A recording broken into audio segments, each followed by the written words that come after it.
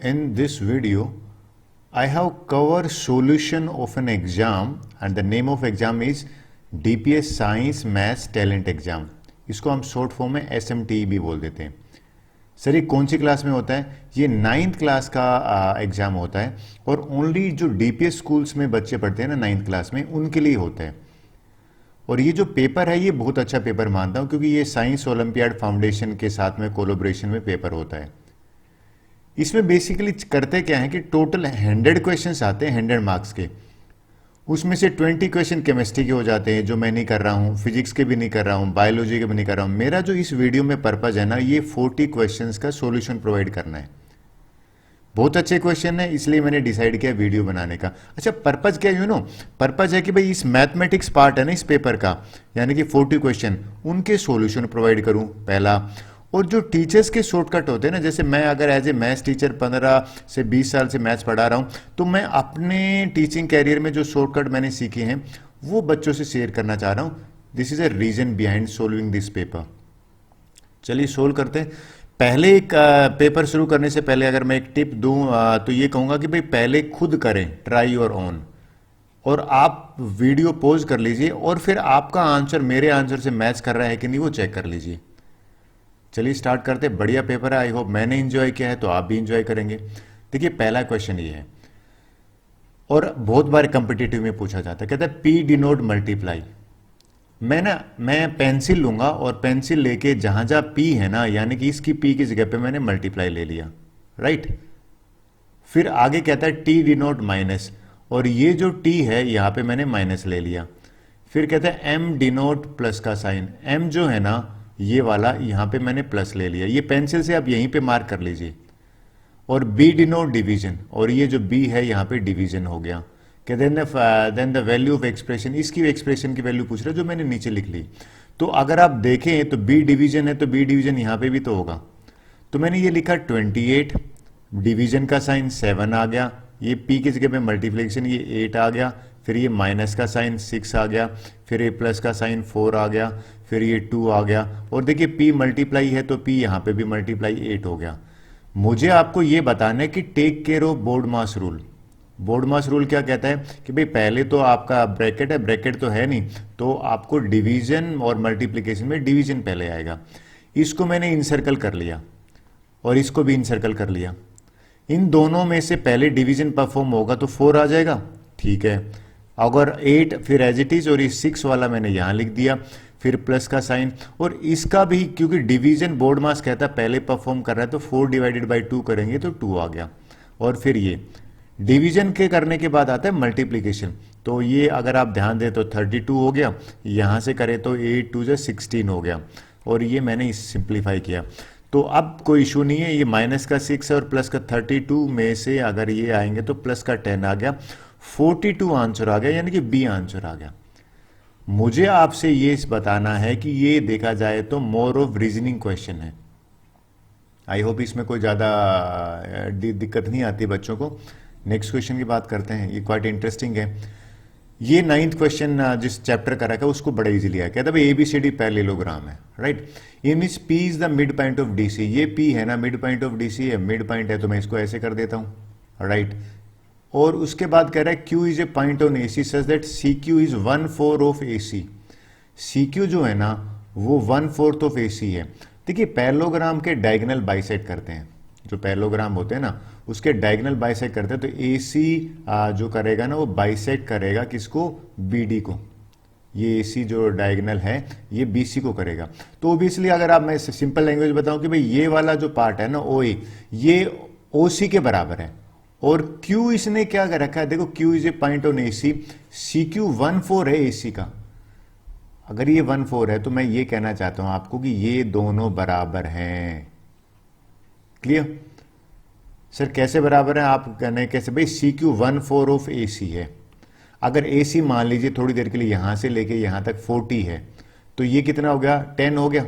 40 है तो ये कितना हो गया? अगर आप बाई से करते हैं तो ये OA तक 20 हो गया और OA से OQ भी 10 हो गया. 10 और 10. तो मैं ये कहना चाहता हूं कि मैंने ये यहां से रिजल्ट निकाला, इन्फ्रेंस करा कि ये मिड पॉइंट है. ठीक है आगे चलते हैं. कहता है कि PQ is produce BC at R. BC को है वो R पे कर देता है। हमसे कह रहा है CR किसके बराबर है, CR देखते हैं, ये लाइन मुझे पता करना है। देखिए आपको याद दिलाता हूँ mid point theorem. Mid point theorem आपने पढ़ी होगी, वो ये थी अगर भैया ये दो मिड पॉइंट है इस दो साइड का ट्रायंगल में, तो ये जो लाइन है ना, ये लाइन एक तो इसके पैरेलल होगी। क्लियर? तो मैंने ट्रायंगल कौन सी ली, ट्रायंगल ले ली ये। मैं इंक चेंज कर लेता हूँ, थोड़ा सा इजी होगा समझाने के लिए। ये मैंने ट्रायंगल ली जिसके ऊपर ब्लू इंक कर रहा हूँ। इस ब्लू इंक में देखिए P तो मिड पॉइंट है और जो CQ14AC है ये मैंने मिड पॉइंट अभी निकाला, तो ये दोनों मिड पॉइंट है। तो एक चीज़ क्या निकल के आ गई, जो DO है ना ये पैरेलल हो गया PQ के, पैरेलल हो गया। फिर हमने एक और चीज़ पढ़ी हुई है कि भैया ये अगर 8 सेंटीमीटर है तो ये लाइन है ना 4 होती है मिड पॉइंट थ्योरम में, तो ये इसका हाफ होती है देखा जाए तो, ये वाली लाइन किसका, DO का। पैरेलल तो मैंने प्रूव कर दी। अब एक सिंपल सा लॉजिक ये है कि बड़ी ट्रायंगल ले लेता हूं जिसके अंदर मैं इंक ले लेता हूं ब्लू वाली। अब देखिए ब्लू इंक में, सॉरी ग्रीन इंक ले रहा हूं। इस ट्रायंगल में आप ध्यान से देखना, ये वाली ट्रायंगल में ये लाइन पैरेलल है और ये मिड पॉइंट है। तो आपने कन्वर्स और मिड पॉइंट थ्योरम पढ़ा होगा कि भैया अगर एक लाइन पैरेलल है इसके और मिड पॉइंट से पास कर रही है तो R जो है ना वो भी मिड पॉइंट होगा। सर ये कैसे होगा, converse of mid point theorem. तो अब यहां से कन्वर्स से मुझे एक चीज तो क्लियर होगी, क्या क्लियर होगी कि R मिड पॉइंट है, और R अगर मिड पॉइंट है तो मुझे CR पूछा था, तो ये CR है ना ये RB या BR के बराबर होगा। A पे रिजल्ट में पहुंचा हूं मैं, मेरा मानना है मैंने आपको ठीक से एक्सप्लेन करा होगा। Converse of mid point theorem आपको आता है तो आपके लिए इजी हो जाएगा। चलिए नेक्स्ट क्वेश्चन ले लेते हैं। ओ वेल, सबसे बढ़िया क्वेश्चन मैंने लगाया। अक्सर बच्चे मुझसे पूछते हैं सर ये तो हार्ड है। हार्ड नहीं, ऐसे क्वेश्चन ट्रिकी होते हैं। देखिए मैं आपको समझाता हूं। सबसे पहले मैं डिनोमिनेटर को ही सोल्व करूंगा, और डिनोमिनेटर को किस तरह से सोल्व करूंगा, अगर आप ध्यान दीजिए ये 40 को मैं 10 इंटू 4 मैं चलो मैं पूरा लिख देता हूं। पहले लिखता 2 रेड, इसको लिखा, 20 को मैंने टच भी नहीं करा, चलिए ये रहने दीजिए। इस 40 की जगह पे जो स्क्वायर रूट 40 है इसकी जगह पे मैं लिख रहा हूं 4 इंटू 10, और ये स्क्वायर रूट है, राइट। और ये वाला मैं नहीं टच कर रहा हूं, ले आया। और इसको अगर टच नहीं करूं तो देखिए एक चीज आप बताइए, 2√5 है ना, अगर ये 2 अंदर जाएगा तो मानते हो 2 2 बार हो जाएगा। सर 2 बार क्यों होगा, क्योंकि बाहर आएगा तो एक 2 बाहर आता है ना, तो अंदर जाता है तो 2 टाइम्स हो जाएगा, तो 2 2 जा 4। ये देखा जाए तो 20 रूट होता है, ये दोनों में से कुछ भी लिख दो। तो ये जो जगह है ना इसकी जगह पे मैं लिख रहा हूं √20, और ये जो 80 है ना 80 की जगह पे लिखने वाला हूं मैं सिंपल सी लैंग्वेज में आपको बताऊं तो मुझे तो कैंसिल करना है, तो 80 की जगह पे मैं लिख सकता हूं 8 इंटू यानी कि 10, ये भी लिख सकते हैं। अब सर ऐसा क्यों लिख रहे हो आप 8, चलो मैं लिख देता हूं 8 इंटू 10 लिख देता हूं, और ये स्क्वायर रूट है। दूसरा एक भी तो और भी तो तरीका है कि 4 इंटू यानी कि 2 इंटू 40 भी तो लिख सकता हूं। तो there are many way, 4 into 20 भी लिख सकता हूं। तो यहां पे मैं सिर्फ ये कहना चाहता हूं 4 इंटू 20 लिख लूंगा इसकी जगह पे। चलिए मैं लिख देता हूं, ये मैंने लिखा 80 की जगह पे 4 इंटू 20, 80 होता है। सिंप्लीफाई करते हैं, ये तो मैंने एज इट इज लिखा, 2√10 की जरूरत नहीं है। ये वाला अगर आप दोनों कैंसिल हो गए, एग्री कर रहे हो मेरे से, आई होप। अब ये जो है ना 4, ये बाहर अगर आता है तो ये बन जाता है 2√10, और ये अगर 4 बाहर आता है तो ये बन जाता है, अगर आपने नोट करा होगा, ये बन जाएगा 2√20। भाई 4 तो स्क्वायर रूट परफेक्ट है ना। अब ये दोनों तो लाइक टर्म है, तो ये तो 4 यानी कि अगर मैं इनकी जगह पे लिखूंगा, ये भी तो बना सकते हैं हम लाइक टर्म, लेकिन इसको मैं इस तरह से लिख देता हूं पहले 4√10, और ये जो 20 है ना इसको मैं 4 इंटू 5 लिख सकता हूं। भाई ये 20 का रूट है, ये 4 इंटू 5 लिख दिया। सर ये 5 क्यों बना रहे हो, क्योंकि देखो मुझे 5 का डेसिमल गिवन है, और ये 2 बाहर आ जाएगा तो 2√5 बन जाएगा इसकी जगह पे। तो यहां पे मैंने क्या लिखा 2, और यहां इस 20 की जगह पे लिखेगा 2√5, राइट। यहां 40 है, देखिए इन दोनों में 4 कॉमन है, ये दोनों में 4 कॉमन है, तो 40 और डिनोमिनेटर में 4 कॉमन ले लिया, तो √10 माइनस में √5, राइट। तो 4 1 जा 4 10 जा 10 आया ना। तो इसको मैं क्या करता हूं, इरेज कर देता हूं थोड़ा समझाने के लिए और आपको, और इंक ले लेता हूं चेंज करके। अब देखिए मैंने क्या निकाला है, ऊपर 10 बना, नीचे मेरा बना √10 और माइनस में √5। सिंपल चीजें होगी। हमें ना इसको रेशनलाइज कर लें तो और भी इजी रहेगा। रेशनलाइज करने का तरीका आपको पता ही है, √10 प्लस में √5 एक बार मतलब इसके कंजुगेट से मल्टीप्लाई करना होता है, ब्रैकेट जरूरी होता है, नहीं तो बिना ब्रैकेट के तो ये आइडेंटिटी ही नहीं बनेगी। तो √10 माइनस में √5। देखिए ये ए माइनस सॉरी ये प्लस आएगा सेम, ए माइनस बी और ए प्लस बी आइडेंटिटी है, तो ये आइडेंटिटी आपने पढ़ा होगा कि एक बार माइनस और एक बार अगर प्लस होता है तो ये हो जाएगा a² माइनस में b²। तो मेरा न्यूमरेटर में तो क्या बना √10 प्लस में √5 और डिनोमिनेटर में बना √10 का स्क्वायर माइनस में √5 का स्क्वायर। क्लियर? √10 का स्क्वायर 10 होता है, 10 माइनस 5 बना, यहां पे 10 ही है और ऊपर √10 प्लस में √5 बना। देखिए 10 माइनस 5 5 होता है ना, तो ये बन गया मेरा 10 डिवाइडेड बाई 5। सर 5 कहां से आया? यहां से आया, और √10 की वैल्यू ये रही, यानी कि 3.162, और √5 की वैल्यू ये रही, यानी कि 2.236। इनको मैंने और इसको 2 1 जा 2 2 जा कर दिया। देखिए अब ये 10.796 आया, राइट। 796 है क्या? 10.799 है यहाँ पे, 10.7969 है यहाँ पे। देखा जाए तो करेक्ट आंसर इसका ई हो जाएगा, करेक्ट 10.796 ये हो जाएगा। और आई होप 63rd क्वेश्चन आपको क्लियर हुआ होगा। नेक्स्ट क्वेश्चन कर लेते हैं। ये इजी क्वेश्चन है और 9th में बहुत बार पूछा जाता है, एनुअल एग्जाम में भी। कहता है कि भाई के निकालो अगर x माइनस 1 इसका फैक्टर है। देखिए मैं इस पोलिनोमियल को ना, जनरली पोलिनोमियल को हम एग्जाम में खासकर 10th क्लास में 9th में इसको px से लिख लिया, और मैंने लिख दिया भाई 4x3 प्लस में 3x² माइनस में 4x प्लस में k, ये है।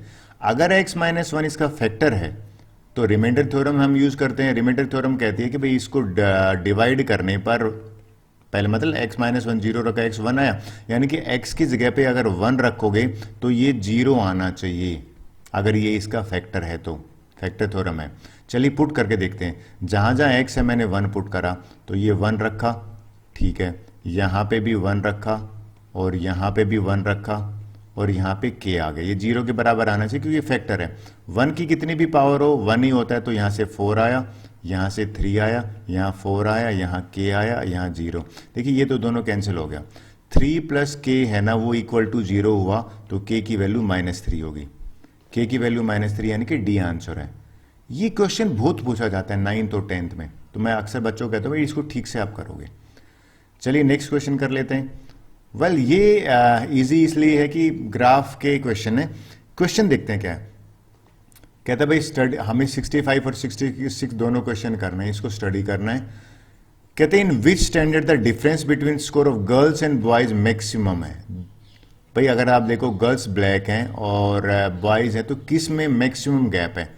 यहां पे ये 80 है, यहां पे 60 है, 20 का ही गैप है। मेरे को लग रहा है ग्राफ से तो यही लग रहा है कि ये 90 है और ये 60 है, ये 30 का गैप है।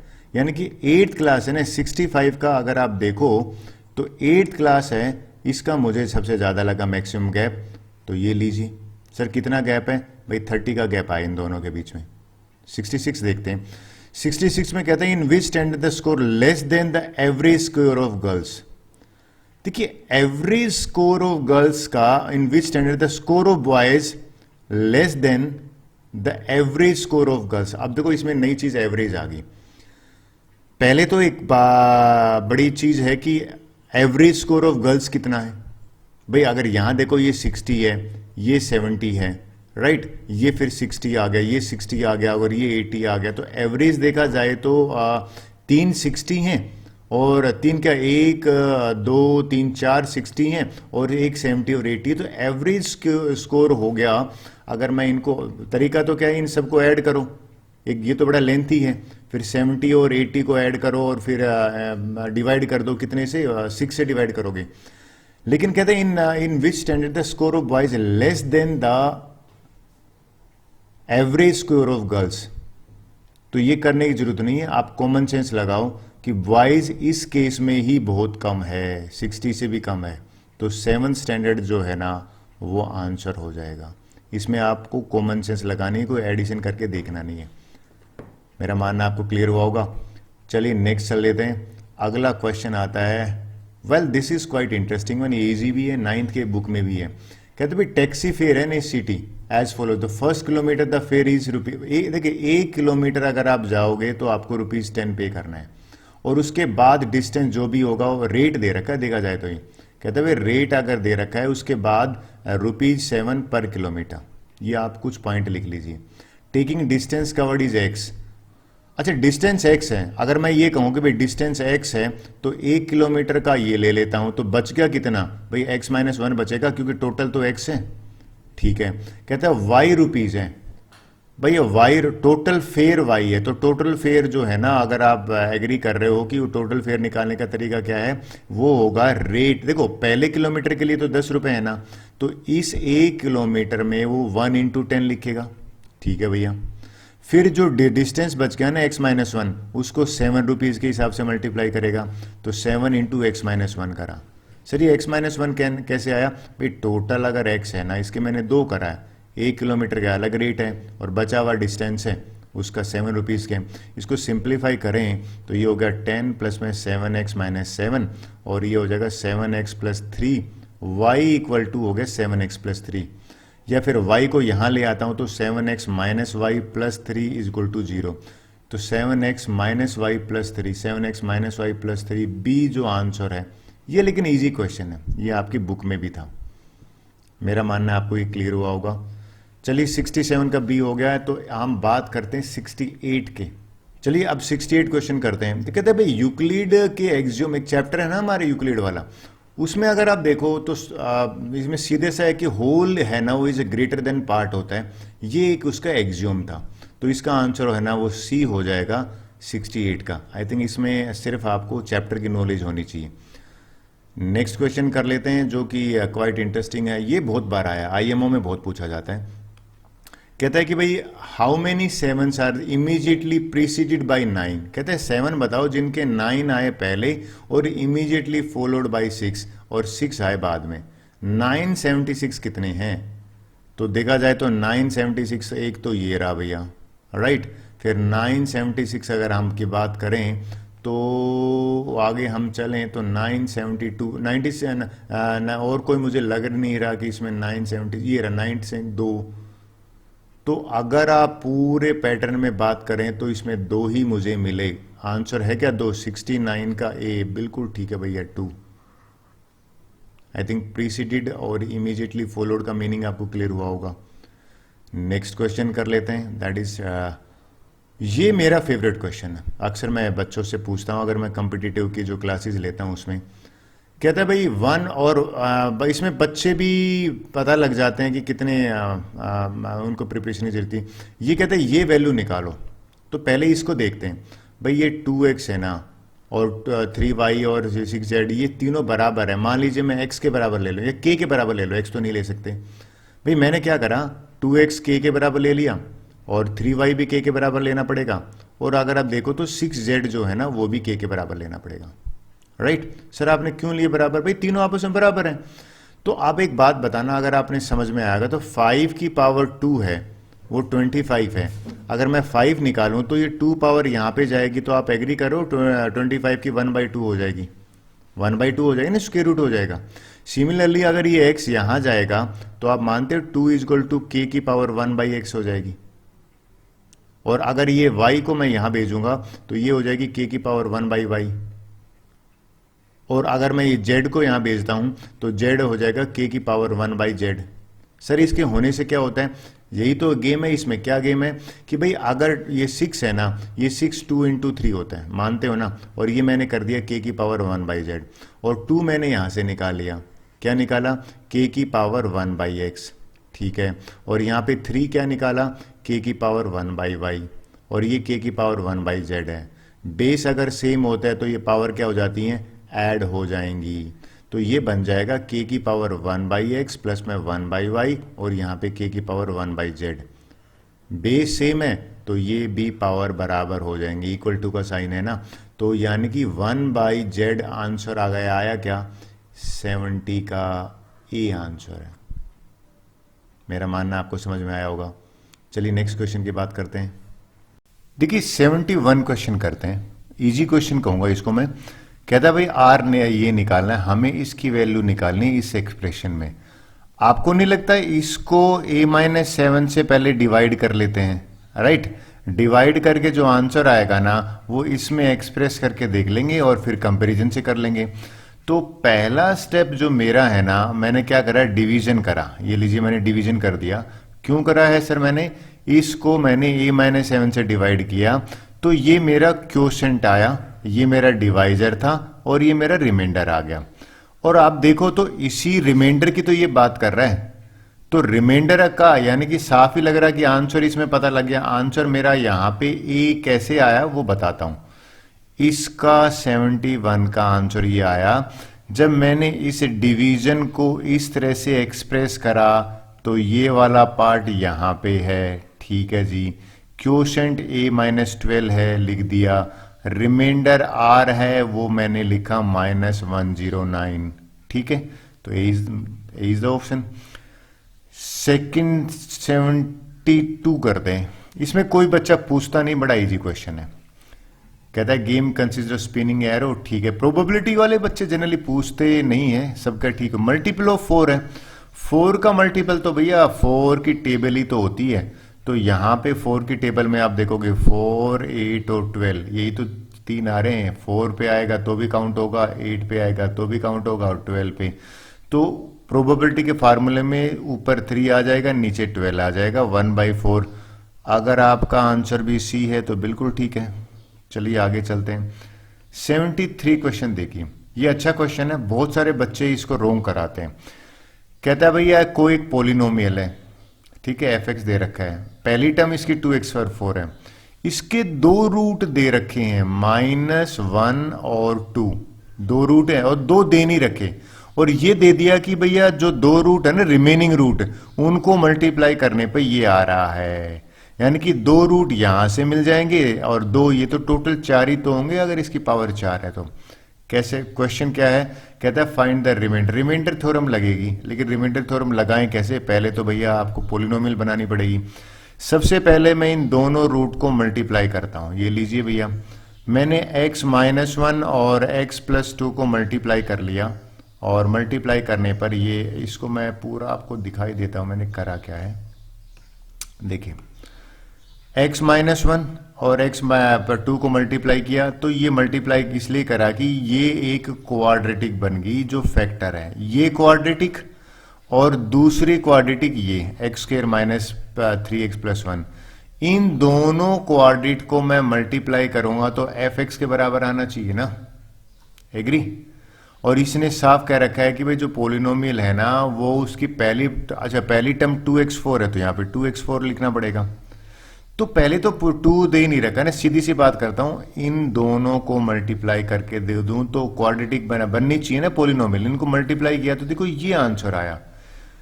इसको हमें डिवाइड करना है, 2x - 1 0 के बराबर रखोगे तो x 1/2 आया ना, तो मैंने जहां जहां x है ना 1/2 पुट कर दिया। 1/2 जब पुट करा तो ये 9/16 आया।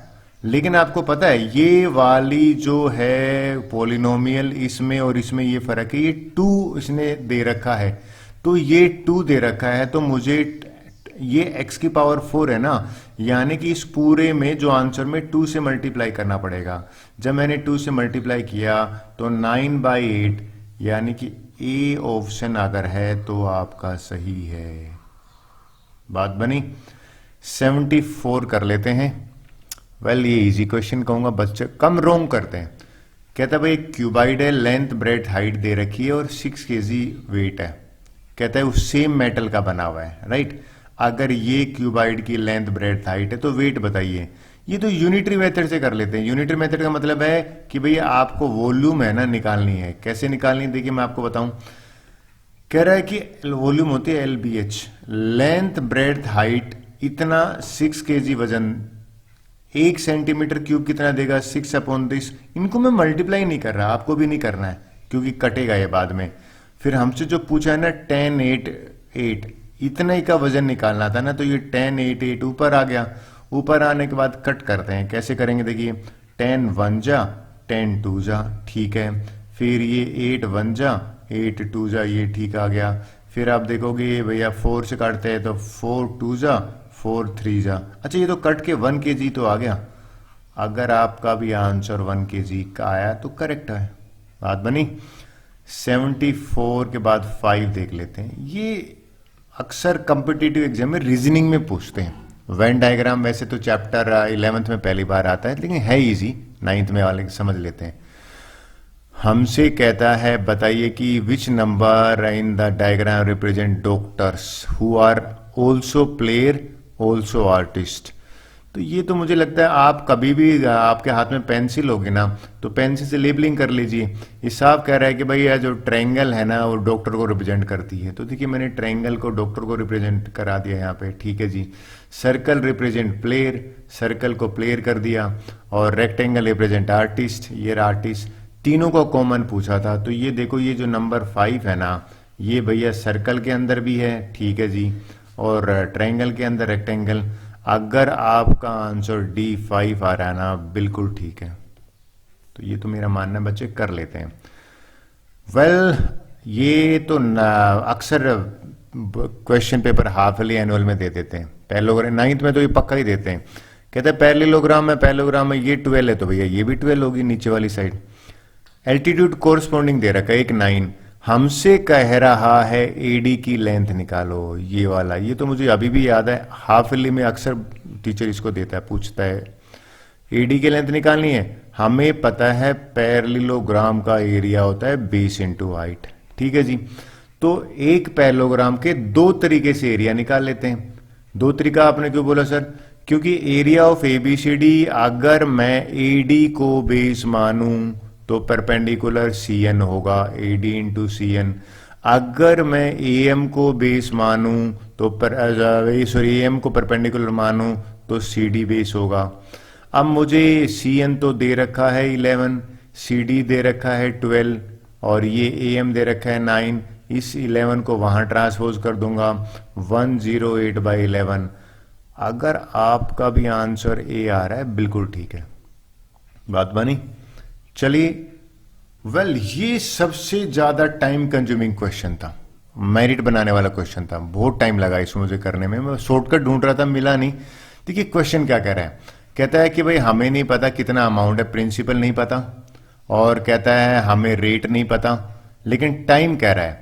कहता है कि कंपाउंड इंटरेस्ट और सिंपल इंटरेस्ट है ना उनका डिफरेंस, ध्यान देखें ना, कंपाउंड इंटरेस्ट और सिंपल इंटरेस्ट है ना उन दोनों का डिफरेंस है, वो भी 3 साल का डिफरेंस अलग निकालो, 2 का अलग निकालो, उनका रेशियो दे रखा है।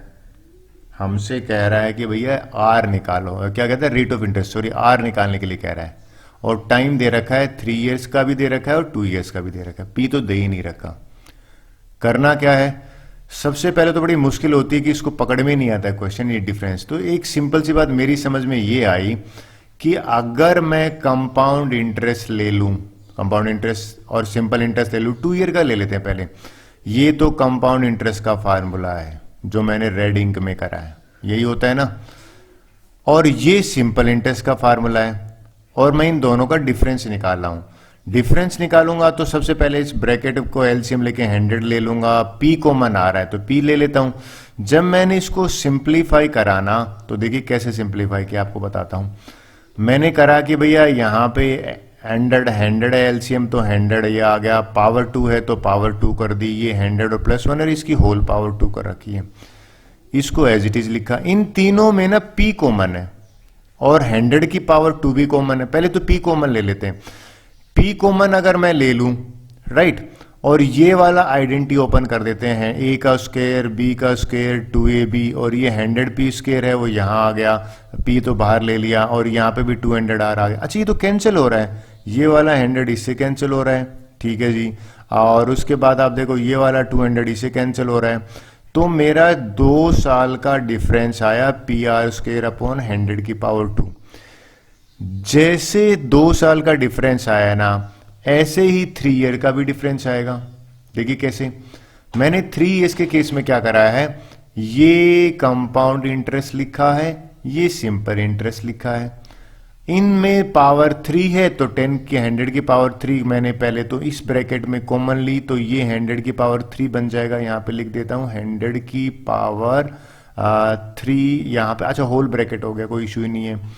फिर मैंने क्या करा, इस p और 100 की पावर 3 को कॉमन ले लिया। कॉमन लेने के बाद इसमें आइडेंटिटी लगाई, आइडेंटिटी लगी है a प्लस बी का होल क्यूब, है ना। वो a क्यूब बी को 3a square B 3ab square आया। इसको कैंसिल करके मेरा यहां पे इंक चेंज कर लेता हूं। ये 3 साल का डिफरेंस आ गया, ये 2 साल का डिफरेंस था।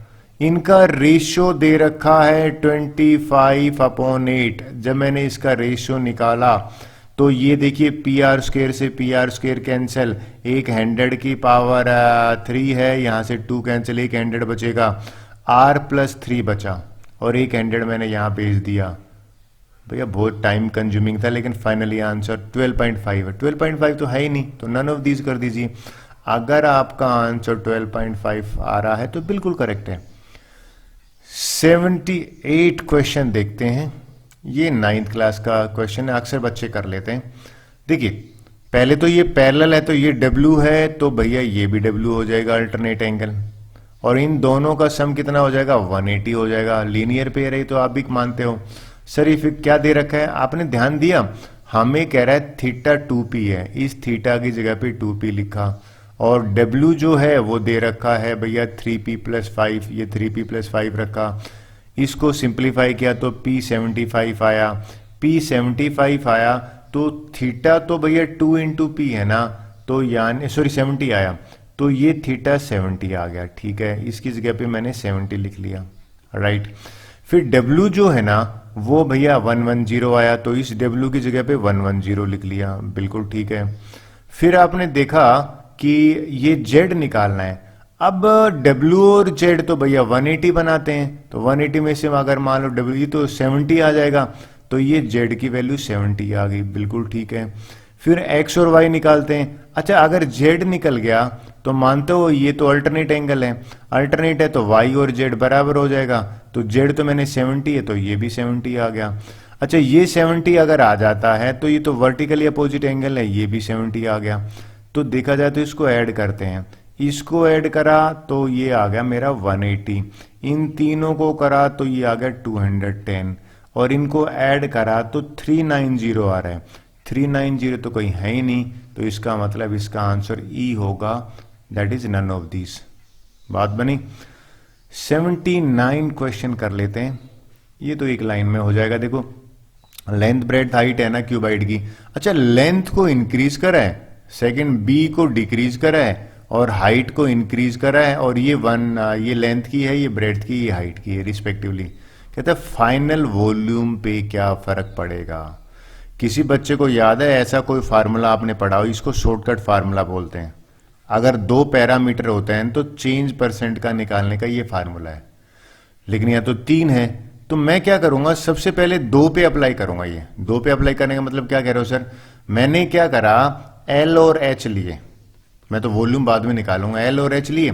L का मेरा दे रखा है, आप देखोगे 1%, तो L जो है वो 1% है, यानी कि A है, और H है 2%, H जो है ना वो है 2%, ये लीजिए। तो मैंने इन दोनों का निकाला, दो सिंप्लीफाई किया इस फार्मूले के थ्रू, तो परसेंटेज 3.02 इंक्रीज हुई है। अब इसको मैं एक पैरामीटर मानूंगा, ठीक है, और उसके बाद में जो नेक्स्ट है ना उसको मैं मान लूंगा सी को। कैसे सर, क्या कहना चाह रहे हो, वॉल्यूम तो LBH होता है ना, तो ये L और H तो मैं निकाल लिया, L और H को एक मान रहा हूं, A मान रहा हूं, यानी कि 3.02। B माइनस मानना पड़ेगा। सर माइनस क्यों मान रहे हो, क्योंकि भैया नेगेटिव है, डिक्रीज है। डिक्रीज का इसको सिंप्लीफाई करा, A की जगह पे मैंने ये लिखा है, ये दोनों को करके 3.02, ठीक है जी, ये 3 रखा, इन दोनों को सिंप्लीफाई किया तो 2.02 ही आ गया। इसको करा तो माइनस का आया, माइनस का मतलब डिक्रीज करेगा, डिक्रीज करेगा, तो अगर आपका आंसर बी है then it is correct, right. 80th question देख लेते हैं। ये क्वेश्चन तो इस बार के CBSE के बोर्ड एग्जाम में भी पूछा है चेंज करके, ये मैंने अब इस बार बताओ 2023 के पेपर में कह रहा है कि भैया एवरेज ऑफ एन नंबर दे रखा है। ये जो ए है ना, ये एवरेज ऑफ एन नंबर का मतलब है x1 x2 से लेके xn है ना, इनका एवरेज को ए से रिप्रेजेंट करता है। कहता है if x1 is replaced by this, आपने ध्यान दिया ये क्या कह रहा है, कहते हैं x1 को x प्लस ए से मल्टीप्लाई कर दिया, ठीक है, x2 को भी x प्लस ए से मल्टीप्लाई कर दिया, इस तरह से कर दिया। तो हमसे पूछ रहा है अगर हर एक नंबर को मल्टीप्लाई कर देते हैं तो बताइए कि नया मीन क्या आएगा। यार एक बात बताओ, इसको मैं कॉमन ले सकता हूं क्या? हाँ जी ले सकते हैं। तो x प्लस ए अगर कॉमन ले लिया तो अंदर क्या बचा, x1 प्लस x2 प्लस में x3 और xn है ना, और नीचे a है। तो ये तो भैया एक सॉरी ये n नीचे n है, ये जो है ना ये तो दे रखा है ना a के बराबर। तो फाइनली आंसर x प्लस ए इंटू ए आया ना, यही तो था। ये सिंपल शॉर्टकट बताऊं, जिस नंबर से मल्टीप्लाई कर रहा है ना तो मीन भी उसी नंबर से मल्टीप्लाई हो जाता है। अगर आपको ये कहे कि हर एक नंबर को 3 से मल्टीप्लाई कर दिया थोड़ी देर के लिए, तो जो मीन है ना वो भी 3 से मल्टीप्लाई होगा। अगर डिवाइड कर दिया तो डिवाइड होगा। ठीक है, अगला क्वेश्चन ले लेते हैं। 81 क्वेश्चन देख लेते हैं क्या कह रहे हैं। कहते हैं between two rational number how many rational number there. देखिए बिना पूछे आपको बता दूं कि सबसे इजी क्वेश्चन है ये, infinite many rational number are there. Sir क्यों होता है? मैं इसको इस तरह से समझाता हूं आपको कि भाई मान लीजिए 2 और 3 है, तो ये दोनों एक नंबर लाइन पे रिप्रेजेंट कर रहे हैं, इनके बीच में कितने पॉइंट आएंगे एक नंबर लाइन पे लाइन पे, तो आंसर इनफाइनाइट है, क्योंकि एक पॉइंट एक रेशनल नंबर को रिप्रेजेंट करता है, तो इसलिए इनफाइनाइट होंगे। आई होप आपको क्लियर हुआ होगा। 82 देखते हैं। देखिए ये बड़ा इजी क्वेश्चन है। कहता है कि भाई एक क्वाइन को 500 टाइम्स टॉस किया गया, हेड आया है 280 टाइम्स। देन द एक्सपेरिमेंट कहता है find the probability of getting, probability निकालनी हेड निकालने की।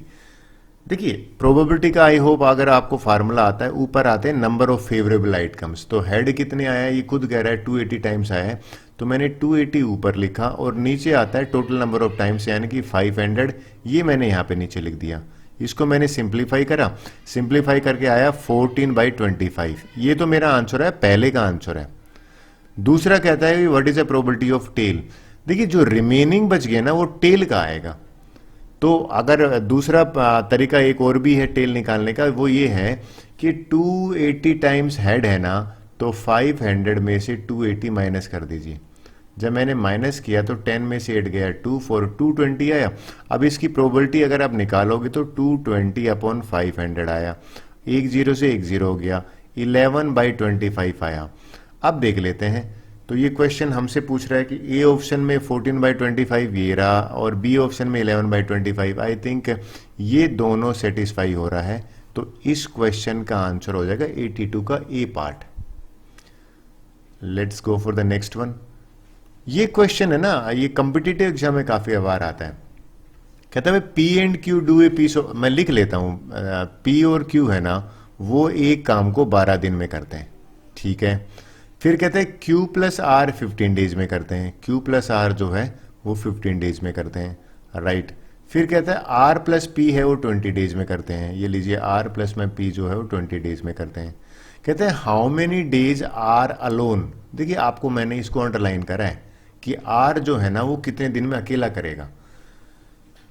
ऐसे क्वेश्चन कभी भी आ जाएं तो आप 1 डे का वर्क निकालते हैं हमेशा। तरीका क्या है कि इसका 1 डे का वर्क जो होगा ना वो हमेशा याद रखना, रेसिप्रोकल हो जाएगा, 1/12 हो जाएगा। इन दोनों का Q प्लस आर का भी 1 डे का वर्क है ना वो 1/15 हो जाएगा। और अगर मैं कहूं कि इसका भी 1 डे का वर्क निकालेंगे वो हो जाएगा 1/20। अब मैं इन तीनों को ऐड करने वाला हूं, तो देखो अगर ऐड करते हो तो P और Q ये ऐड हुआ, मान लो मैंने लेफ्ट साइड में, और अगर आप देखो Q प्लस आर ये भी ऐड हुआ, इनका भी हुआ, और उसके बाद अगर आप देखो R प्लस P ये भी ऐड हुआ, और राइट साइड में क्या हो जाएगा, इनका 1 डे वर्क हो गया, यानी कि 1/12 प्लस 1/15 प्लस 1/20।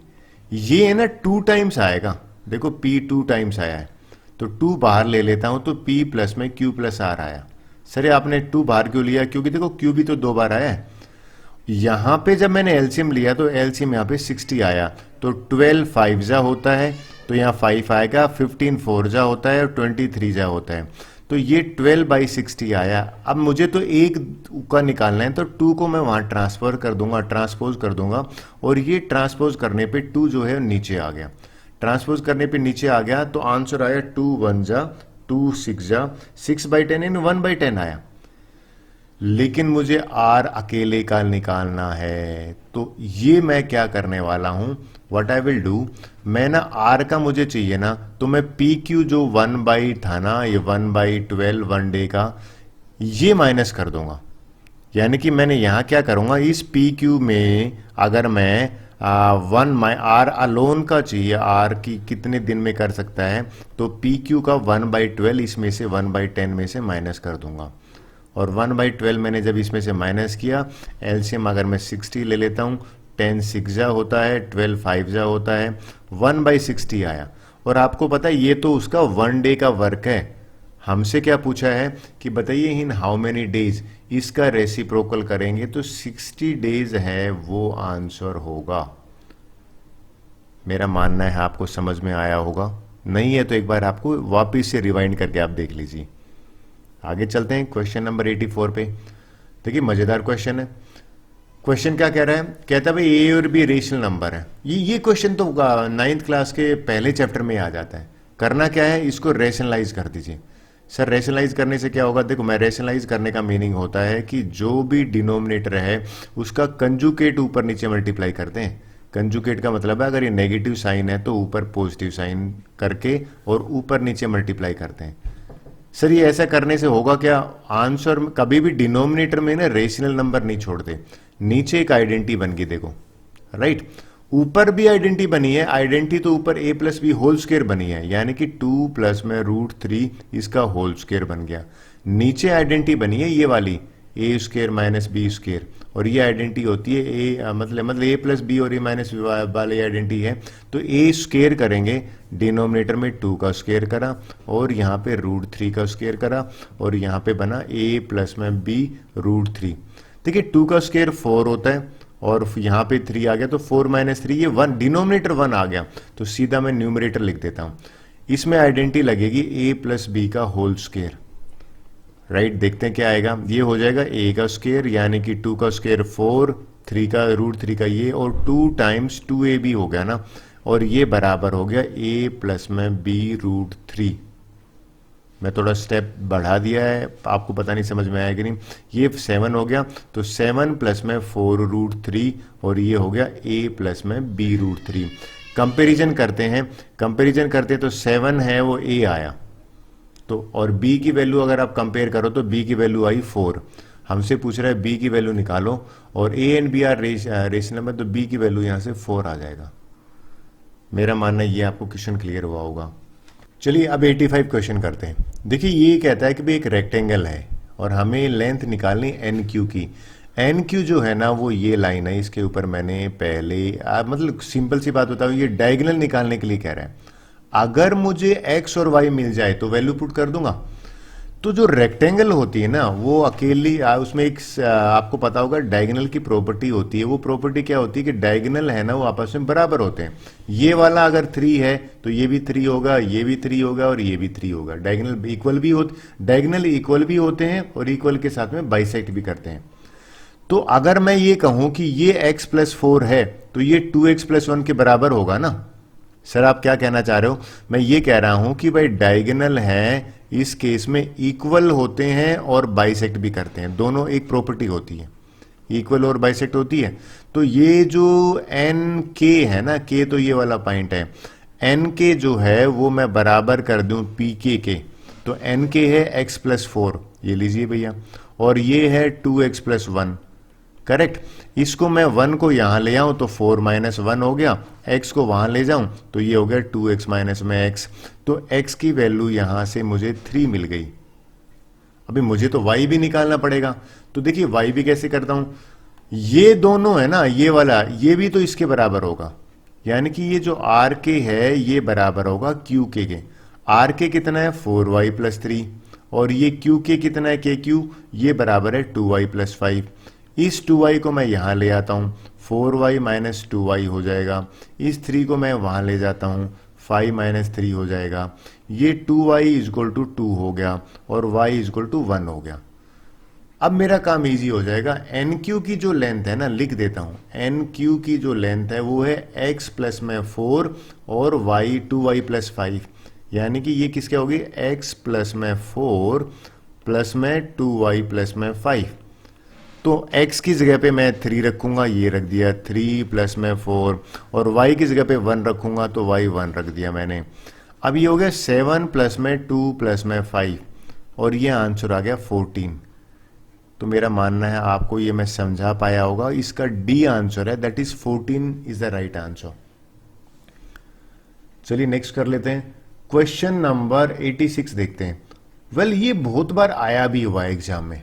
कहता है भाई स्फेरिकल बॉल है, डायमीटर दे रखा है, ये देखो सर्कल और स्फीयर एक जैसे अपीयर होते हैं, तो मैं थोड़ा सा बड़ा ले लेता हूं। इसका डायमीटर इस मेल्ट करके 3 स्फेरिकल बॉल बनाई गई है, 3 बॉल बनी है भैया। ये फर्स्ट है मेल्ट करके, ये दूसरी है और ये है तीसरी।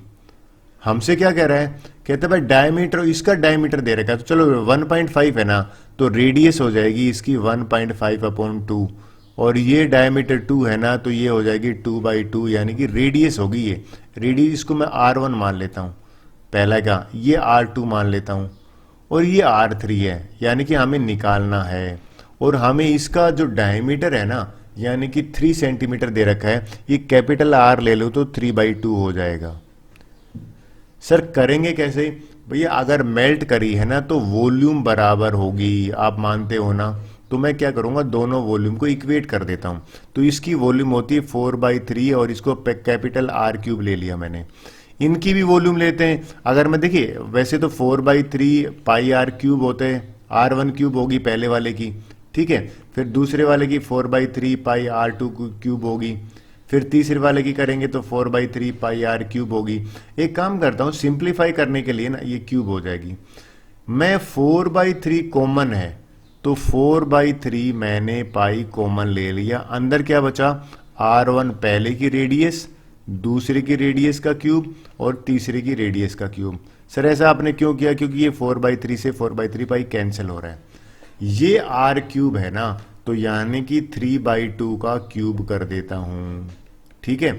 ये R1 है ना, R1 अभी आपने देखा मैंने यहां पे क्या लिया है, 1.5 डिवाइड बाई 2, इसका क्यूब कर देता हूं। और ये R2 1 है तो 1 का क्यूब कर देता हूं, और R3 तो मुझे निकालना है तो R3 को मैंने एज इट इज रखा। इन दोनों को सिंप्लीफाई करके जब मैं यहां लेके जाऊंगा तो जो इस केस में मेरा आंसर आता है ना वो लिख देता हूं। ये R³ है ना, ये आ गया मेरा 6, यानी कि R³ सीधा ही लिख देता हूं ना, सिंप्लीफाई करके मैंने R3 निकाला ना, वो आया मेरा 2.5। सर आपने कैसे जल्दी कर दिया, मैंने इनके क्यूब करके और माइनस कर दिया, तो 2.5 है ना वो बी आंसर है, यानी कि 86 का आंसर हो जाएगा बी। क्वेश्चन क्लियर हुआ होगा। चलिए 87 की बात करते हैं। 87 क्वेश्चन अगर आप ध्यान दो तो व्हाट इज 87 क्वेश्चन, कहता है भाई how many points are there in the intersection of these 2 lines. ये वैसे तो 10th स्टैंडर्ड का क्वेश्चन है। हमें ये नहीं पता कि ये लाइन पैरेलल है या ये लाइन एक दूसरे के ऊपर लाइज कर रही हैं या इंटरसेक्ट कर रही हैं। तो क्या करेंगे यहां पे, क्वेश्चन ये है कि भाई अगर ये 10th में एक चैप्टर है पेयर ऑफ लीनियर इक्वेशन, ये x प्लस वाई प्लस 1 जो है ना ये बराबर, ये पहली लाइन है।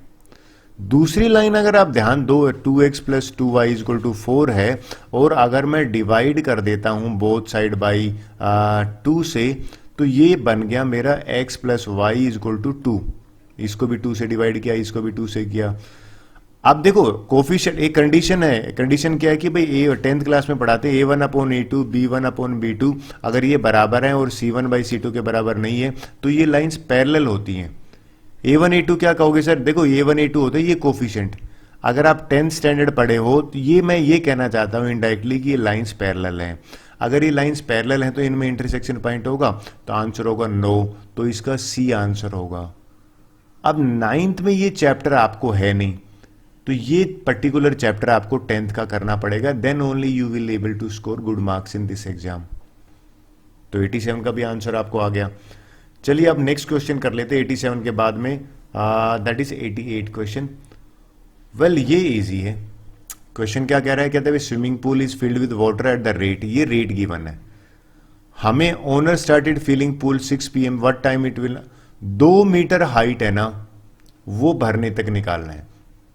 पहला काम तो क्या भाई, 2 मीटर का मैंने 2 × 100 करके सेंटीमीटर निकाला, 200 सेंटीमीटर हो गया।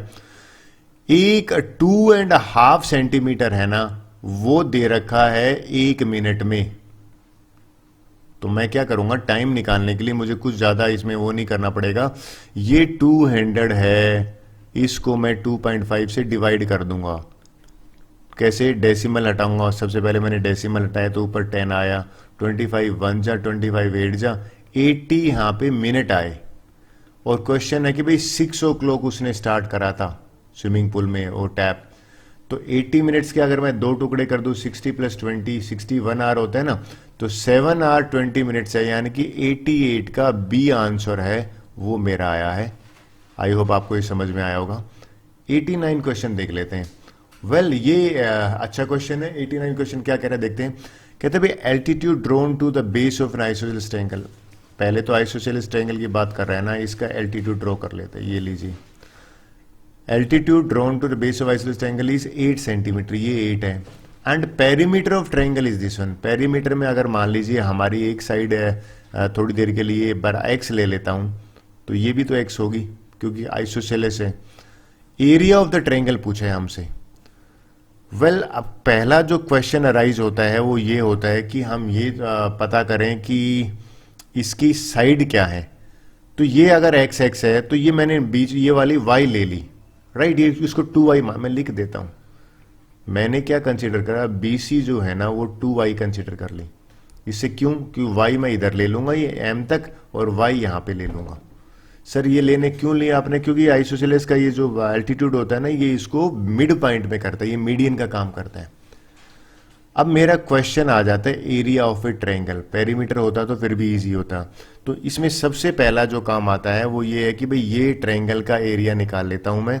पहले तो चलो मैं पेरीमीटर दे रखा है, तो पेरीमीटर होता है सम ऑफ साइड, यहां से शुरू करा, x प्लस में 2y, यानी कि x प्लस 2y, और ये पेरीमीटर मुझे 32 दे रखा है, तो 2x + 2y है वो 32 के बराबर है।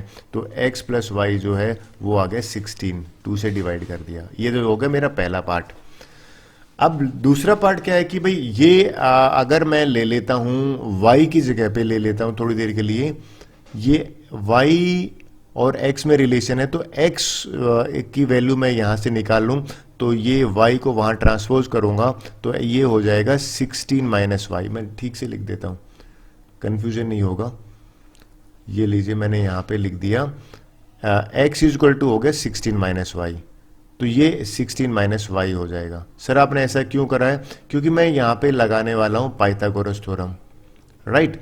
पाइथागोरस थ्योरम से मुझे आइडिया लग जाएगा कि पाइथागोरस थ्योरम क्या कहती है, 90 डिग्री में परपेंडिकुलर का इन ट्रायंगल AMB, इस ट्रायंगल में इन दोनों का यानी कि y² प्लस में 8² है वो 16 - y के स्क्वायर के बराबर हो जाएगा। चलिए इसको सिंप्लीफाई करते हैं। ये तो हो गया y² प्लस में 64, और इसको करेंगे तो ये हो जाएगा 16 का स्क्वायर प्लस में y², और ये हो जाएगा 32y। मैंने आइडेंटिटी यूज करी है, y² से y² कैंसिल हो गया। अब ये होता है 256 और यहाँ पे आ जाता है 32y, और ये हो गया 64। तो मैं क्या कहता हूँ, 62 को y को तो यहाँ ले आता हूँ, सॉरी 32y को पॉजिटिव बन जाएगा, और 64 को यहाँ ले आऊँगा। 256 में 64 में माइनस करूं तो ये होगा 2, और यहां से अगर आप ध्यान दो 15 में से 6 गए तो 9, 192, y हो जाएगा 192 डिवाइडेड बाई 32। चलिए इसको कट करते हैं, किससे कैंसिल हो रहा है, 8 से ही हो रहा है। ये तो 32 से ही हो रहा है, 32 से कैंसिल करते हैं, 32 से कर दे, 32 1 जा और 6 जा रहा है, 6 2 12, 6 बिल्कुल। तो ये y6 आ गया। ये मैं इंक चेंज कर लेता हूं, ये y6 आ गया तो ये भी 6 हो गया, तो ये टोटल 12 हो गया। तो एरिया जो होता है वो होता है base into height, half base into height होता है। बेस हो गया 12, 6 और 6 और 8, तो 1/2 12 इंटू 8। सर 8 क्या है? 8 हमारी हाइट है, 12 क्या है? बेस है, तो 2 1 जा 2 4 जा 48 इसका आंसर आया है। आई होप क्लियर हुआ होगा। चलिए 90th क्वेश्चन देख लेते हैं। वेल ये काफी इंटरेस्टिंग है। कहता है सम ऑफ मनी, ये आफ्टर 3 ईयर्स बनता है और ये आफ्टर 6 ईयर्स बनता है। प्रिंसिपल गायब है। 0 ईयर्स का मतलब है कि जो पी था वो हमें गायब है, लेकिन भैया 3 ईयर्स के बाद ये बन जाता है 6690, और अगर मैं 6 ईयर्स के बाद करूं तो यही पैसा बन जाता है 10035। एक काम बताइए, अगर मैं आपसे पूछूं कि भैया इन दोनों को अगर मैं ले लूं तो कंपाउंड इंटरेस्ट में 3 से और 6 की जर्नी लूं तो ये तो एज ए प्रिंसिपल काम करेगा ना। यानी कि ये जो फार्मूला है ना हमारा, कौन सा फार्मूला? अमाउंट का, A=1 प्लस में R/100 और इसकी पावर टाइम t। अगर मैं 3 से 6 में ले लूं मान लीजिए, तो ये वाला कंसिडर कर लेता हूं थोड़ी देर के लिए कि भैया ये प्रिंसिपल हो जाएगा, ये अमाउंट हो जाएगा। तो इस ये 6690 में लिख देता हूं, अमाउंट की जगह पे ये काउंट होगा 10035 और प्रिंसिपल की जगह पे ये होगा, क्योंकि मैं 3 से 6 का निकाल रहा हूं 6690, और ये हो गया 1 प्लस में R/100 और पावर 3। ये मैंने यहां पे ट्रांसपोज कर दिया 10035 और 6690, इसको मैं कट नहीं कर रहा हूं, ये 1 प्लस में R/100 और पावर 3 हो गया। आप बोलो सर ये क्यों नहीं कट कर रहे हो, क्या रीजन है? अब देखिए मैं क्या करने वाला हूं, मैं इन दोनों को लूंगा। सर इन दोनों का मतलब समझे नहीं, आप क्या कहना चाह रहे हो? भाई मुझे प्रिंसिपल निकालना है ना, तो ये चीज 3 ईयर के बाद अमाउंट होगी ना, तो मैं ये फार्मूले में लिखूंगा 3 ईयर्स के बाद वाले में, 3 ईयर्स ले रहा हूं 0 से 3 वाले में, ये 6690 तो हो गया अमाउंट, प्रिंसिपल P है और 1 प्लस में R/100 और ये पावर हो गया 3। ये जो चीज है ना ये मैंने अभी निकाल ली है, ये रहा, यानी कि 6690 और यहां पे P और इसकी जगह पे आ जाएगा 10035 और ये हो गया 6690। इसको मैं क्रॉस मल्टीप्लाई करूंगा, क्रॉस मल्टीप्लाई करके यहां से मुझे जो आंसर आता है ना, मैं सीधा आंसर लिख देता हूं। तो इस केस में मुझे जो P है वो मिल गया, दैट इज आंसर C है 4460, वो आ जाएगा। आप इसको सिंप्लीफाई करके देख लीजिए। So with this our 90th question is over. Let's go for the next one. चलिए अब 91 वाला क्वेश्चन देख लेते हैं। ये इजी है। क्या कह रहा है भाई, कौन है, ठीक है। इस अप टू ब्रिम का मतलब होता है कि भाई बिल्कुल टॉप तक पानी भरा हुआ है, यानी कि इसकी वॉल्यूम की बात हो रही है। क्वांटिटी जब आ जाता है तो वॉल्यूम। 25 सच ग्लासेस की बात कर रहा है, तो हमें ऐसा नहीं करना, हमें मेरे हिसाब से एक कोन की वॉल्यूम निकाल के और उस कोन की वॉल्यूम को मैं मल्टीप्लाई कर दूं 25 से, आंसर आ जाएगा। बस आपको ये ध्यान में रखना चाहिए भाई 1000 सेंटीमीटर क्यूब है ना, वो 1 लीटर के बराबर होती है। कैसे करेंगे? सबसे पहला स्टेप है कि मैं इसको निकाल लेता हूं, और वॉल्यूम का formula 1/3 pi r square h होता है। आर 4.5 है, ठीक है जी, और एच 10 है। सिंप्लीफाई किया तो एक जो कोन है ना उसकी वॉल्यूम आ गई, मैंने 25 से मल्टीप्लाई किया। अच्छा ये तो सेंटीमीटर क्यूब में आया है, अगर मैं इसको भैया 1000 से डिवाइड कर दूंगा तो लीटर में बन जाएगा और डेसिमल यहां आ जाएगा, तो अप्रोक्स 5। अगर आपका आंसर बी है ना, बिल्कुल करेक्ट है। देखिए ये क्वेश्चन कर लेते हैं 92। हमें तीनों चीज पूछी है, मीन भी निकालो, मीडियन भी निकालो और मोड भी निकालो। अच्छा ऐसे क्वेश्चन में बस टाइम ज्यादा लगता है, डिफिकल्ट नहीं होते। ये सबसे पहले जो डेटा है ना, इसको मैं अनग्रुप्ड डेटा, इसको ग्रुप डेटा बनाता हूं। ग्रुप डेटा का मतलब क्या होता है कि भाई सबसे पहले ये पता करता हूं कि 1 कितनी बार आया है। 1 यहां पे एक ही बार आया है, तो FI होता है नंबर ऑफ टाइम फ्रीक्वेंसी, ठीक है जी। 2 जो है वो 3 टाइम्स आया है, देखिए एक 2 यहां पे है, ये इसी में टाइम चला जाता है।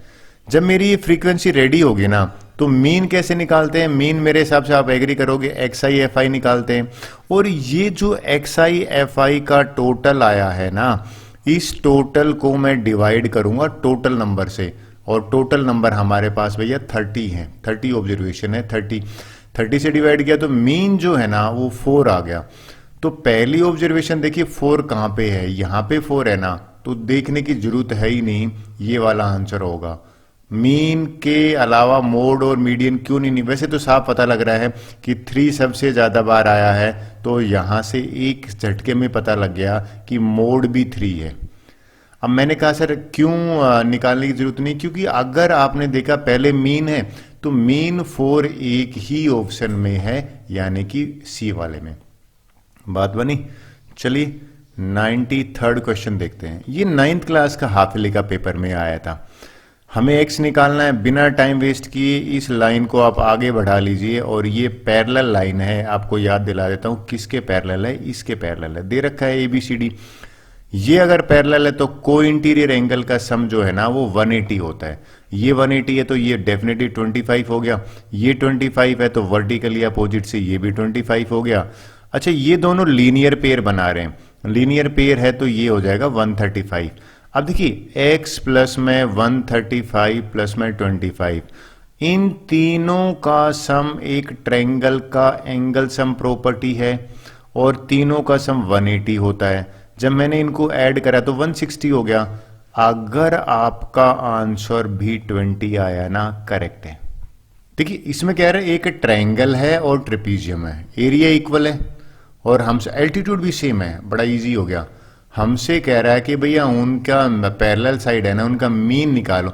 मीन का पता मतलब क्या होता है, सीधी सी बात मैं करूं, ए और मान लीजिए ये दोनों पैरेलल साइड है, थोड़ी देर के लिए मैं, तो ये अगर पैरेलल साइड है तो इन दोनों का सम को 2 से डिवाइड करूंगा ना, वो मीन हो जाएगा। तो मुझे कुल मिला के ये निकालना है। कैसे निकालेंगे, हमें बेस 18 दे रखा है, एच दोनों का सेम है, इसका एरिया और इसका एरिया बराबर कर देता हूं। देखिए मैंने बराबर करा, जब ये बराबर करा तो इसका तो हाफ बेस इंटू हाइट होता है, और देखिए 1/2 से 1/2 कटा, इसका half h sum of parallel side होता है, ये पैरेलल साइड है ट्रेपीजियम में, हाफ से हाफ कटा, एच बराबर है कट गया, यहां से 18 आया, यहां से a प्लस बी, तो ये तो बड़ा इजी था, a प्लस बी को 2 से डिवाइड किया। अगर आपका आंसर भी 9 है ना, बिल्कुल सही आंसर है।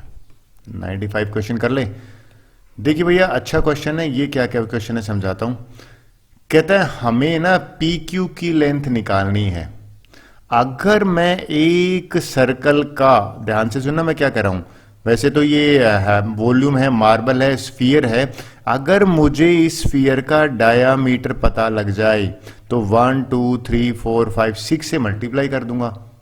तो सर क्या करने वाले हो, मैं ना सबसे पहले वॉल्यूम निकालूंगा। वॉल्यूम क्यों निकाल रहे हो, क्योंकि इसने दे रखा है वॉल्यूम ही, हमें एक वॉल्यूम दे रखी है, इसकी 9/2 को बराबर करूंगा ना। अब देखिए पाई से पाई कैंसिल हो जाएगा, और यहां से मेरा आर निकल आएगा। सर आर की कैसे निकालोगे, देखिए मैं आपको बताता हूं। आर मैंने ऐसे निकाला कि ये 2 था ना, 9/2 ये यहां लिख दिया, 4/3 उधर जाएगा, 27/8, आर 3/2 आया। डायामीटर क्या हो जाएगा, इसका डबल करूंगा तो 3 आ जाएगा, लेकिन ये 6 टाइम क्यों कर रहा हूं, क्योंकि ये 6 मार्बल है। अगर 18 आपका भी आंसर है, बिल्कुल करेक्ट है। बात बनी।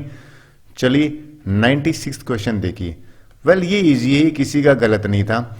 मीडियन होता है असेंडिंग ऑर्डर में, सबको डेटा को लिख दो, बिल्कुल लिख दिया। और बीच का जो ऑब्जर्वेशन आया ना, उसका हमें बीच की अगर देखो, बीच का मतलब है कि 4 मैंने यहां से छोड़ा, 4 मैंने यहां से छोड़ा, इन दोनों को ऐड करके 2 से डिवाइड कराना, वो मीडियन के बराबर रख दिया। 2 को वहां पे लेके गया 48, इसको सिंप्लीफाई करने पर 21 आया। अगर आपका भी आंसर 21 है, बिल्कुल करेक्ट आंसर है। 90 क्वेश्चन देखते हैं। आई थिंक ये अच्छा क्वेश्चन, मैं इसको इंपॉर्टेंट भी मार्क कर रहा हूं, और इसको अक्सर मैं एनुअल एग्जाम में देता हूं क्योंकि बहुत अच्छा लगा। मैं ए दे रखा है, देखिए इसकी वैल्यू निकालनी है ना, तो 1/a तो निकालना ही निकालना पड़ेगा। सर आपने क्या करा, मैंने सबसे पहला काम करा 1/a निकाला। देखिए कैसे निकाला, आपको समझाता हूं। a मुझे दे रखा था, अगर 1/a करूंगा तो रेसिप्रोकल कर दूंगा, भाई का ऊपर आ जाएगा 2। फिर ये मैंने रेशनलाइज करा, रेशनलाइज कराना तो ये तो आइडेंटिटी बन के नीचे ए स्क्र माइनस बी स्क्र 4 आएगा, और ऊपर ये 2 1 जा 2 2 जा, ये मेरा आया 1 बाई ए। एग्री। अब जब भी स्क्वायर निकालना आ जाए आप याद रखना आइडेंटिटी लगेगी स्क्वायर की ये वाली। अक्सर बच्चे पूछते हैं कि सर हमेशा यही लगेगी, 100%। ए प्लस 1 बाई ए का करोगे तो ए स्क्वायर बी स्क्वायर 2ab, ए से ए कैंसिल कर देता हूं, ठीक है जी। अब तो मुझे इसी की वैल्यू निकालनी है, तो मैं क्या करूंगा, ए की वैल्यू और 1 बाई ए की वैल्यू निकाल के स्क्वायर कर देता हूं। चलिए भाई स्क्वायर कर देता हूं। आपने ध्यान दिया होगा यहां पे ए की जगह पे मैंने ये रखा और 1 बाई ए की जगह पे ये रखा, दोनों का सेम है और ये दोनों कैंसिल हो जाएंगे तो 3 बचेगा। अच्छा ये 3 क्यों बचा, आप बोलोगे सर 3/2 क्यों बचेगा, क्योंकि ये दोनों सेम एलसीएम में 2 ही था। पावर 2 है तो 9 आया, 9 और यहां से 2 आएगा तो 9 में से 2। अगर आपका आंसर 7 है ना, बिल्कुल ठीक है ये आंसर। ये मुझे लगता है कभी बच्चे नहीं पूछते, सिंपल क्वेश्चन है। कहता है कि ये बताओ भाई इस इक्वेशन को देख के कौन सा करेक्ट है। It is a linear equation in 2 variable. बात बनी, ये तो सिंपल है, बाकी तो रोंग है। 9999 वाला क्वेश्चन देख लीजिए, ये क्या क्वेश्चन है। ये तो अक्सर पजल पूछता हूं मैं क्लास में, बड़ी अच्छी है। और देखिए इसका क्या ट्रिक भी क्या है। ट्रिक ये है कि भैया ये कभी लेफ्ट राइट आ जाता है, कभी टॉप बॉटम आ जाता है। बात एक है, एक आदमी है, ऊपर से अगर काउंटिंग करते हैं टॉप से तो 8th पोजीशन है, और कहता है कि बॉटम से करते हैं तो 38 है। मैंने अच्छा ये पूछ रहा है, ये 2 बार काउंट हो गया, अगर आप देखो ऊपर वाले में भी काउंट हो गया, नीचे वाले में भी। तो इन दोनों की पोजीशन को ऐड करके -1 कर दूंगा, वो आंसर होगा। और यहां पे आंसर जो है वो 45 आ गया। अच्छा क्वेश्चन था ये, दिस इज आंसर। अब भैया 100th क्वेश्चन देखिए, ये भी अगेन बुक का क्वेश्चन है, अक्सर मैं एग्जाम में देता हूं। कहता है कि भाई इस फिगर में ना ए बी और ए सी बराबर है। अगर ये ए बी और ये ए सी बराबर है तो ये एंगल पूरा जो है ना ये इस पूरे के बराबर हो गया। तो इसका आंसर ही दिखा देता हूं आपको पूरा मैं। जब मैंने इसको करा तो ये देखिए ये 140 है तो ये तो 40 आया, ये 40 आया। तो इस ट्रायंगल में अगर आप देखोगे तो 2 एंगल बराबर है ना, ये दोनों बराबर है, ये वाला और इसके बराबर, तो 70-70 आ गया। तो ये दोनों 70 हो गई। अब आगे एक लाइन दे रखी है, कहता है CH CB के बराबर है। ये जो CH है ना डबल डैश वाला, ये CB के बराबर है, तो इसके सामने एंगल 70 है, तो भैया ये भी तो 70 होगा। तो अगर इस ट्रायंगल में तीनों एंगल निकालने हैं, 2 70 है, तो ये 40 आ गया, ये 40 आ गया। तो इन दोनों का सम जो है ना वो 70 दे रखा है। तो 30 अगर आपका आंसर आया है, बिल्कुल ठीक है। बात बनी। चलिए, with this our this video is over. Thank you very much.